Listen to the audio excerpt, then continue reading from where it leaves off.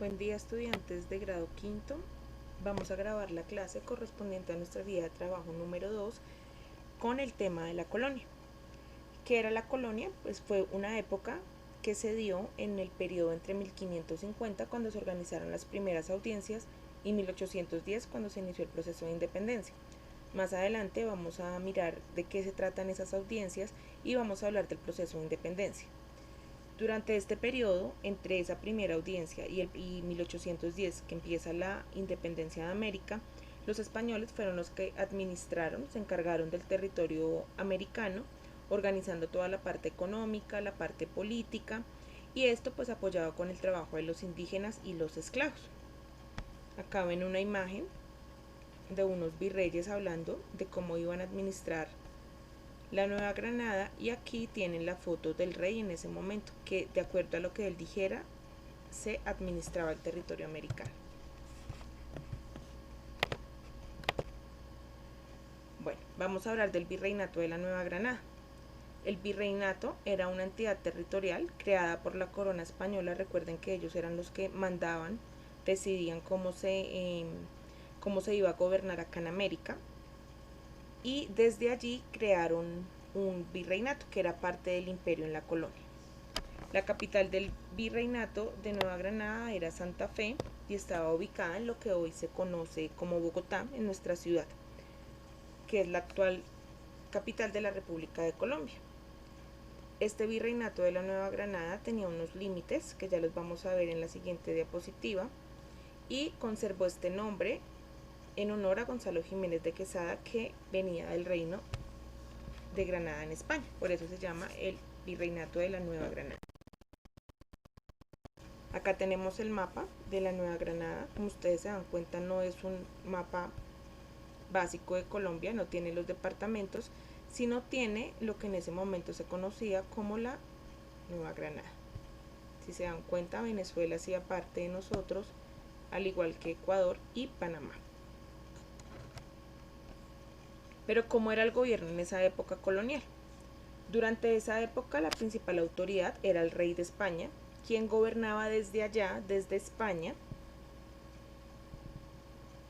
con la ayuda de la Casa de la Contratación de Sevilla y del Consejo de Indias. Estas dos instituciones funcionaban desde allá, desde España. Y acá en América tenía la Real Audiencia, tenía los virreyes, y en cada población de América los cabildos. Ya vamos a mirar estos conceptos. En los cabildos encontramos los alcaldes, los escribanos y los alguaciles. Vamos a hablar primero del Consejo de Indias, que como nos damos cuenta acá en el mapa, hace parte de la gobernación desde España. En el Consejo de Indias se señalaban las funciones de lo que era el ámbito ejecutivo, legislativo y judicial. Recordemos que en el primer periodo vimos esas ramas de poder público acá en Colombia y miramos de qué se encargaba cada una.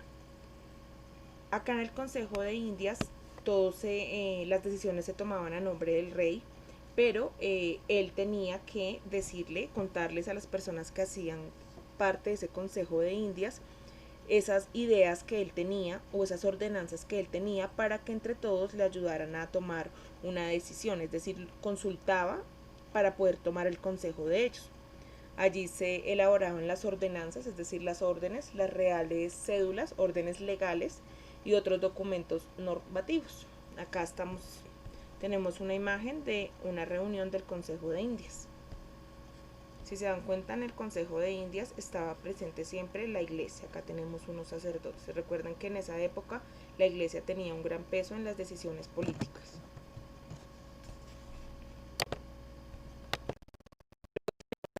De la contratación. Resulta que la Casa de la Contratación, se encargaba de la organización del tráfico comercial entre España y América, es decir, de lo que entraba y salía de América y de lo que entraba y salía de España. Por eso acá les coloco esta imagen donde están estos barcos y estos veleros.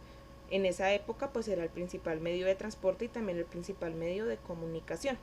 Entonces, ellos supervisaban desde allá, desde la Casa de la Contratación, el envío de barcos, de pasajeros, estaban encargados de un cobro de un impuesto comercial. Si se dan cuenta, el cobro de impuestos venía desde esa época, y pues se encargaban de que obviamente España tuviera muchas más ganancias que América en este proceso del comercio.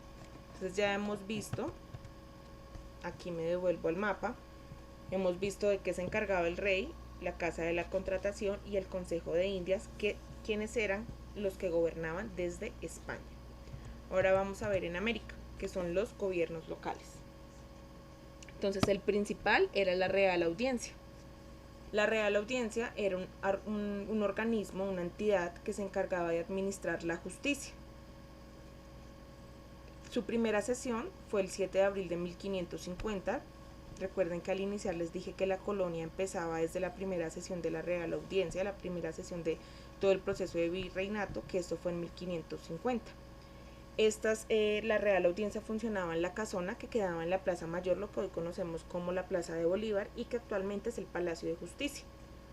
Allí se reúnen los jueces de la Real Audiencia, que eran conocidos como los oidores. Estos entes territoriales, es decir, la Real Audiencia, era gobernada por un presidente, asesorada por un consejo y un tribunal de justicia.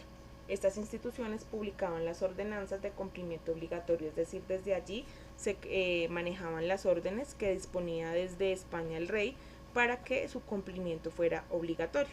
Este era el escudo de la Real Audiencia en la época de la colonia.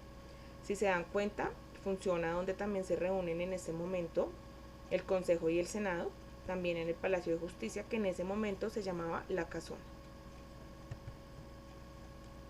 Luego tenemos los virreinatos. Los virreinatos eran unos territorios gobernados por un virrey que representaba la autoridad del rey de España en América.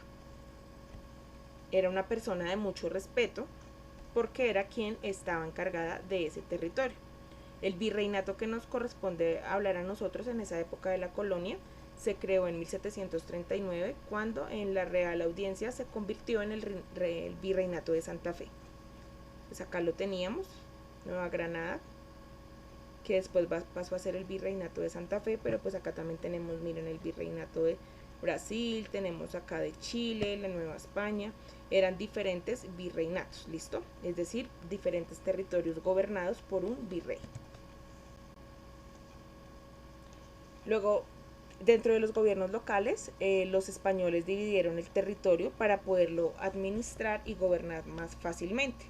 Esto tiene una relación también con nuestro actual gobierno. Recuerden que Colombia es un país que está dividido por departamentos, por municipios, para que pueda ser administrado más fácilmente. Además de esos virreinatos y de las reales audiencias, que eran las formas de organización más grandes, que fue de las que hablamos anteriormente, existían también las gobernaciones. Las gobernaciones eran unos territorios conformados por varias ciudades de las cuales estaba a cargo un gobernador. Esto no ha cambiado mucho. Las gobernaciones en este momento son los departamentos. Recuerden que los departamentos también están a cargo de un gobernador, en ese momento llamadas gobernaciones. Luego vienen las capitanías generales o regiones de frontera, en las que se encontraban un conflicto contra indígenas u otras potencias europeas, es decir, en esos lugares era donde se reunían los indígenas que no estaban de acuerdo con los mandatos de los virreyes y del rey en España. Y por último existían los cabildos o las instituciones con mayor autoridad en las ciudades y en los pueblos. Esto lo podemos relacionar con las alcaldías en este momento, ¿listo? Que es pues la mayor autoridad de los pueblos.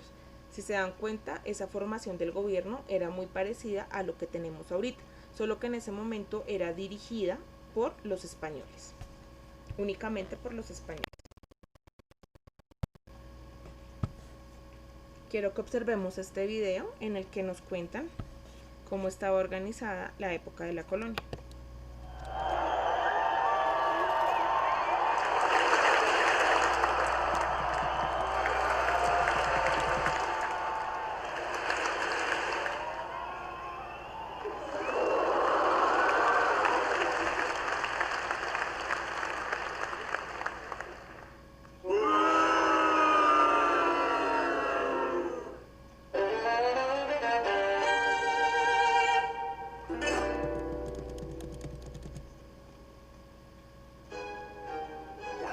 colonial, al igual que las civilizaciones azteca, inca y maya, era una sociedad estamental, es decir, que había grupos sociales con diferentes jerarquías. El origen de cada persona determinaba cómo uno era visto por los demás y los derechos que tenía. El sector dominante eran los considerados blancos. Este grupo estaba formado por los españoles nacidos en España, también conocidos como peninsulares, y los descendientes de españoles nacidos en América, a quien se los llamaba criollos. Los pertenecientes a este grupo eran los únicos que podían acceder a cargos políticos, es decir, que eran los que tomaban las decisiones y establecían las normas. También eran los que poseían las riquezas, ya que manejaban el comercio y la minería. Con el tiempo empezaron a acumular tierras, lo que les permitió desarrollar la agricultura y la ganadería. Aunque los criollos pertenecían a este grupo, no podían ocupar los cargos políticos más importantes, lo que generaba que haya una tensión entre ambos grupos. Los indígenas estaban por debajo de los españoles desde un punto de vista legal en la escala social. Sin embargo, existía una división entre los indígenas de los sectores dirigentes, como los caciques y los curacas, y el resto del pueblo. La mayor parte de la población indígena estaba sometida a distintas formas de explotación laboral. Al principio fueron utilizados como sirvientes, mineros y agricultores. Luego se implementó un sistema llamado encomienda, en el que los indígenas eran encomendados a un español y tenían que realizar todas las tareas que él les encomendaba. A cambio, el encomendero, es decir, el español, se comprometía a convertir a los indígenas al catolicismo. En los Andes surgió una forma de explotación particular denominada mita. ¿Les suena? La mita implicaba que grandes grupos aborígenes tuvieran que dejar su pueblo para ir a trabajar en diferentes actividades, en particular la minería. Muchas de las actividades eran muy duras y malas para la salud. Los europeos estaban en la búsqueda de mano de obra que pudiese trabajar en las plantaciones y la minería, ya que luego de su llegada al continente americano, la población de nativos había disminuido drásticamente. Es así que empezaron a comprar esclavos en África y llevarlos para América. Alrededor de 10 millones de africanos fueron despojados de su hogar y llevados al continente americano. La mayoría iba hacia el Caribe y Brasil, donde había grandes plantaciones de caña de azúcar y cacao en las que los hacían trabajar. El esclavo era considerado propiedad del amo, quien podía hacer con él lo que quisiera, ya que no tenían derechos. Eran obligados a trabajar muchas horas por día sin descanso y en condiciones muy duras. Es por eso que tenían una expectativa de vida muy corta, es decir, que morían muy jóvenes. Para huir de estas situaciones, algunos esclavos se escapaban de sus amos y se convertían en fugitivos, o bien ahorraban durante mucho tiempo para poder comprar su libertad. Cuando estos grupos, los blancos, indígenas y africanos, comenzaron a entrecruzarse, surgieron otros nuevos.